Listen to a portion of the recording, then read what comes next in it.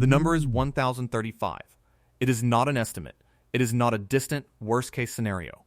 It is a physical line etched into the concrete and steel of the Hoover Dam. And as of this morning, 40 million people across the American Southwest are less than 8 feet away from crossing it, when the water level in Lake Mead drops below 1,035 feet of elevation. The fundamental mechanics of the dam begin to fail. Not a managed reduction, not a seasonal adjustment, a cliff. 12 of the facility's 17 massive turbines will be shut down instantly, vaporizing 70% of the dam's power generating capacity.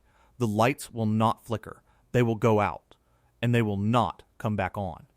This is the reality on the Colorado River in the summer of 2026. After a quarter century of unrelenting drought, the two largest reservoirs in the United States, Lake Mead and Lake Powell, are hollowing out. They are the twin bank accounts for a civilization in the desert, and the balance is approaching zero.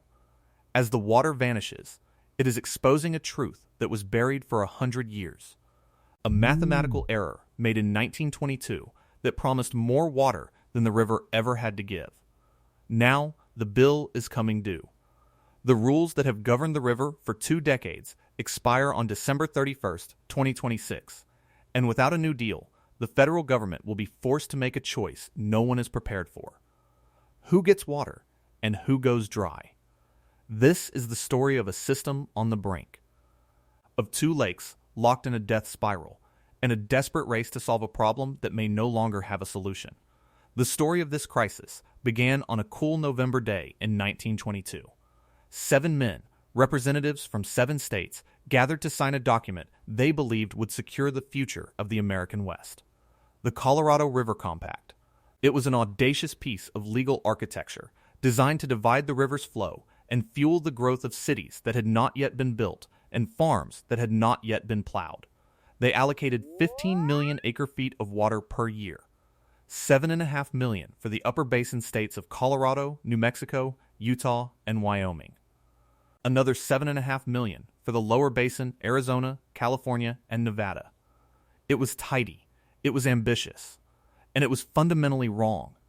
The men who wrote the compact based their calculations on river flow data from the preceding decades.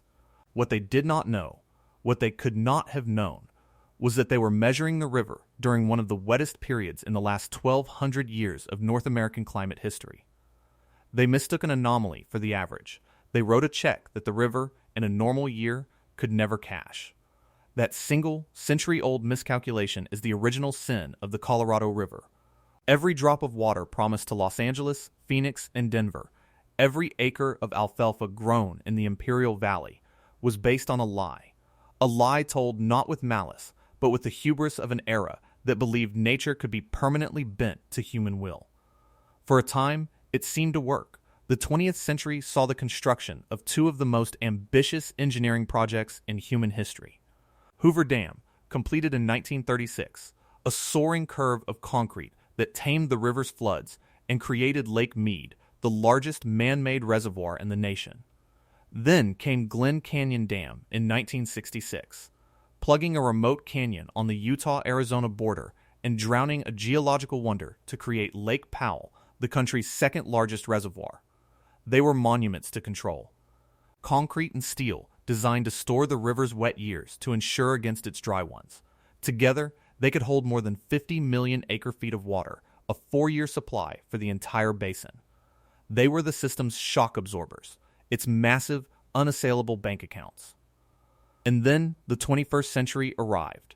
Since the year 2000, a devastating megadrought, made hotter and more aggressive by a changing climate, has gripped the Southwest. It is not just a drought. Scientists now prefer a more permanent word. Aridification, a long-term shift to a hotter, drier baseline. The era of optimistic accounting is over. The math, as Chuck Cullum, the executive director of the Upper Colorado River Commission, puts it, is indisputable. Everyone is overspending their bank account, and the bank account is almost empty. As of July 10, 2026, Lake Powell sits at 3,524.57 feet above sea level. That is just 23% full, a vast empty space where a lake used to be. Upstream, the situation is even more precarious. The crisis is not abstract. It is measured in feet and inches. And the nearest cliff is at Lake Powell. The critical number for Glen Canyon Dam is 3,490 feet. That is its minimum power pool. The elevation below which the water pressure is no longer great enough to spin the dam's 8 massive hydroelectric turbines. Right now, today, Lake Powell is just 34.57 feet above that line. A buffer so thin that a single dry winter could erase it completely. Losing power at Glen Canyon is not just an inconvenience, it is a systemic threat. The electricity generated there powers homes and businesses across 6 states. But more critically, the dam uses its own power to operate. The giant gates that control water releases, the lights, the pumps, the monitoring systems, it all runs on the electricity the dam itself produces. If the lake drops below 3,490 feet, Glen Canyon Dam essentially goes dark. It loses the ability to manage its own releases, turning a highly controlled piece of infrastructure into a passive plug in the river, holding back water it can no longer reliably send downstream to the 25 million people in the lower basin who depend on it. A debate has raged for years over this very scenario. Environmental groups have long advocated for a policy of fill Mead first, arguing that Lake Powell should be drained, its dam bypassed, and Glen Canyon allowed to re-emerge from the depths. They see Powell as a wasteful mistake, losing hundreds of thousands of acre-feet of water each year to evaporation and seepage into porous sandstone. But water managers in the lower basin see it differently. For them, Powell is not a mistake. It is a vital upstream savings account, a buffer that protects Lake Mead from the wild swings of mountain snowpack. Without Powell, every dry winter in the Rockies would be immediately felt in Las Vegas, Phoenix, and Los Angeles. The fight is between restoring a natural wonder and preserving an artificial one, between honoring the past and securing the present. But as the lake continues to fall, the debate is becoming academic. Nature is forcing a choice that the politicians never could. The reservoir is already so low that the Bureau of Reclamation has been forced to make emergency releases from smaller upstream dams just to prop up Powell's level, sacrificing water from Flaming Gorge and Blue Mesa to keep the lights on at Glen Canyon. It is a desperate, short-term shuffle, robbing Peter to pay Paul when both are going broke, and everything that happens at Powell flows, quite literally, downstream to Lake Mead, to Hoover Dam, to the 1,035-foot precipice. Lake Mead today, as of July 11th, 2026, sits at an elevation of 1,042.90 feet. That is just 28% of its capacity. The surface of the reservoir is now less than 3 feet above its all-time record low, set back in the crisis summer of 2022. It is dropping by approximately 1 foot every week. The math is simple, unforgiving, and it leads to one place. Tom Bushatsky is the director of the Arizona Department of Water Resources. He is the man responsible for navigating his state through this crisis. He is not given to hyperbole. In May of 2026, when asked about the 1,035-foot threshold at Hoover Dam, his answer was chillingly direct. "We're going to go to 1,035, he said. "There's no question that's going to happen." The Bureau of Reclamation's own projections agree. Their May 2026 modeling shows that under a probable minimum scenario, a dry but not unprecedented summer and fall, Lake Mead will breach the 1,035-foot power cliff by the end of December 2026. To understand why that number is so terrifying, you have to understand a force of physics called cavitation. At full capacity, the water pressure inside the massive pipes or penstocks at Hoover Dam is immense. That pressure keeps the water stable as it rushes toward the turbines, but as the lake level drops, that pressure decreases. Below 1,035 feet, the pressure inside the penstocks becomes so low that the water flow dynamics change. Tiny vacuum bubbles, pockets of literal nothing, begin to form in the water. These bubbles are then carried with the flow into zones of higher pressure, where they collapse. Violently, the implosion of these tiny bubbles happens with such force that it creates a shockwave, like a microscopic grenade detonating against the metal of the turbine blades. One bubble is nothing. Millions of them, exploding continuously, will physically shred the turbines. They will eat away at the steel, causing catastrophic, irreparable damage.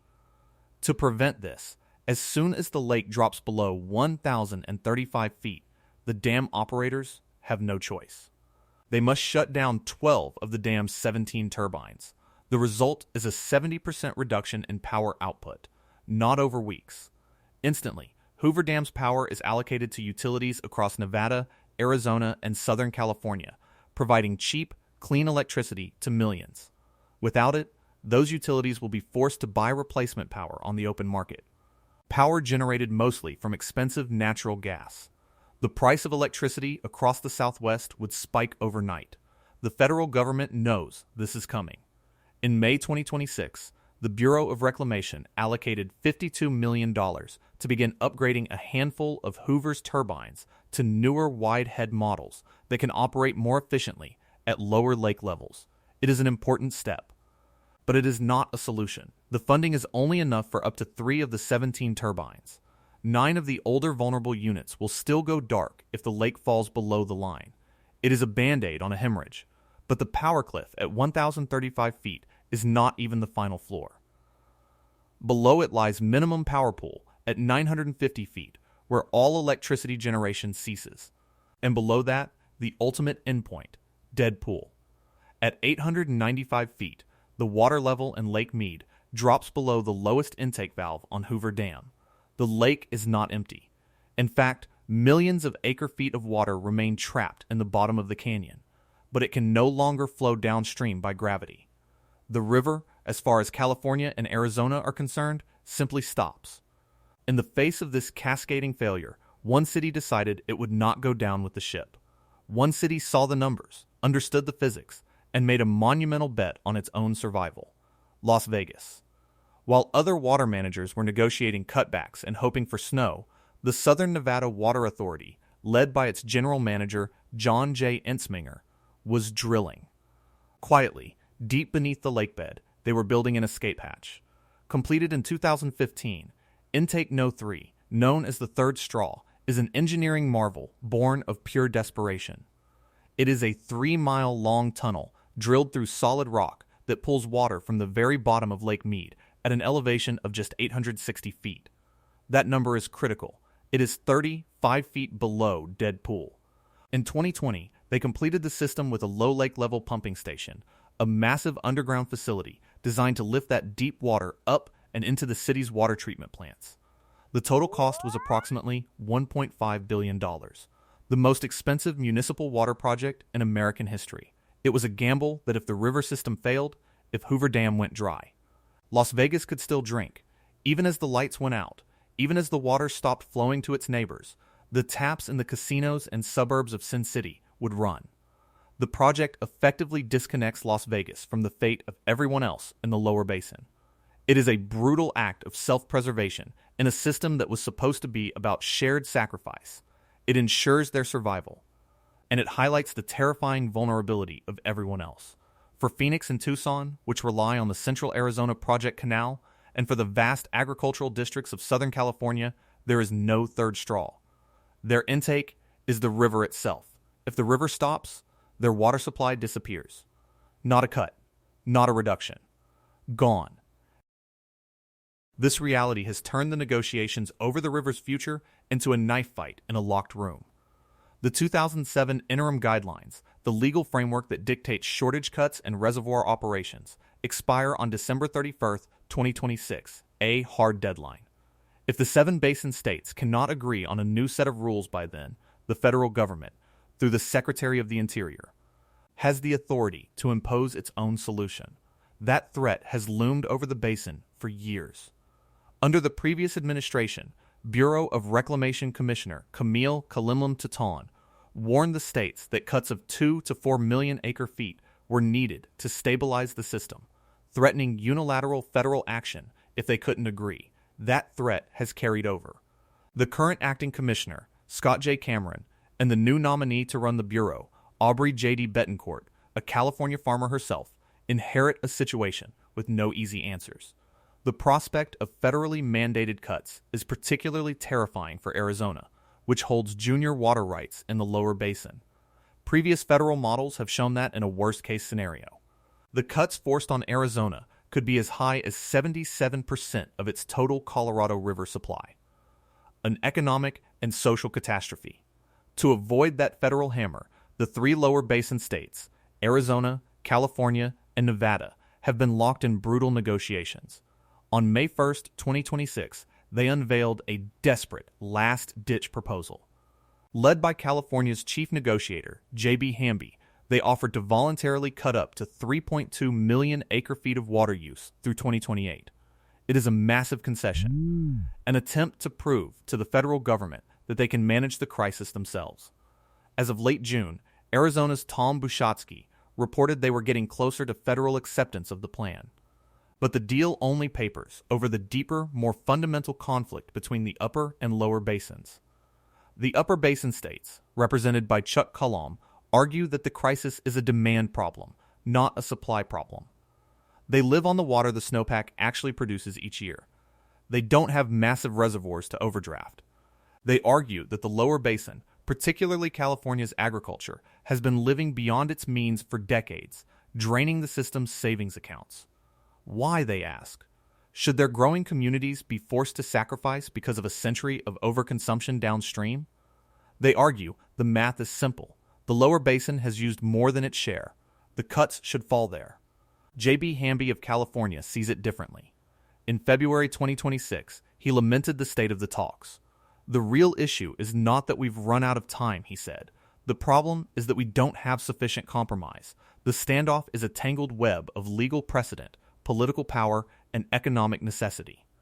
A game of chicken where the finish line is the collapse of a water supply for 40 million people. All of it unfolding under the shadow of a ticking clock. And even as the humans fight, the physics of the basin keeps getting worse. Anyone hoping for a miracle from the mountains is likely to be disappointed. For years, the public has looked to winter snowpack in the Rockies as a potential savior. A big snow year, the thinking goes, will refill the lakes. But the climate has changed the rules of that game. Today, a great snowpack no longer guarantees great runoff. Two invisible water thieves are now stealing a huge portion of the meltwater before it ever reaches the river. The first is sublimation. As spring sunshine hits the snow, warmer and windier conditions cause the snow to turn directly into water vapor, bypassing the liquid phase entirely. It vanishes into the air. The second thief is the soil itself. 26 years of drought have left the watershed's soil and vegetation critically parched. When the snow does melt, this vast, dry landscape acts like a giant sponge, soaking up a huge portion of the water before it can flow into streams and rivers. The effect is staggering.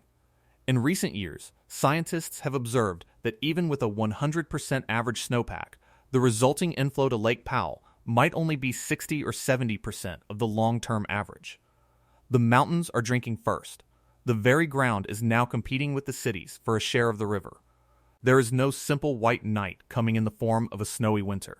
The system is less efficient than it has ever been.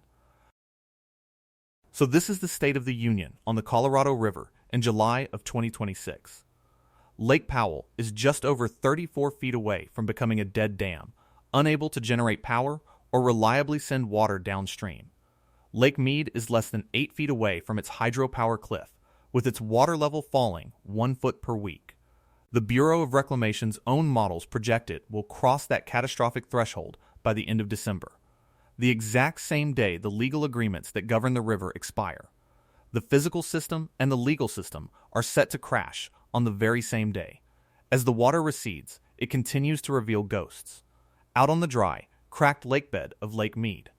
A World War II-era Higgins boat landing craft, which sank decades ago, is once again visible. It breached the surface in the record lows of 2022, was briefly submerged again in 2023's temporary rise, and now, in the summer of 2026, it sits fully exposed on dry land. A relic of a past war, now a stark monument in a new one. A fight against physics, a fight against time. A fight based on a century-old miscalculation that has finally caught up to the present. The 7 states are not just negotiating water rights. They are negotiating the future shape of the American West. The decisions they make, or fail to make, in the next 5 months will determine whether farms are followed whether cities can continue to grow, and whether the lights stay on.